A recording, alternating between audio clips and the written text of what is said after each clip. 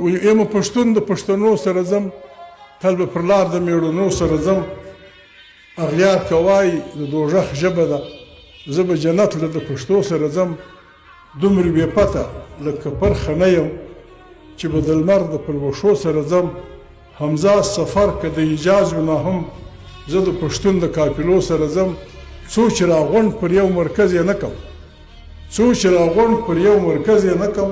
هرې تپې ته د جرګو سره ځم اجازه مو راغلي یو خپله بدن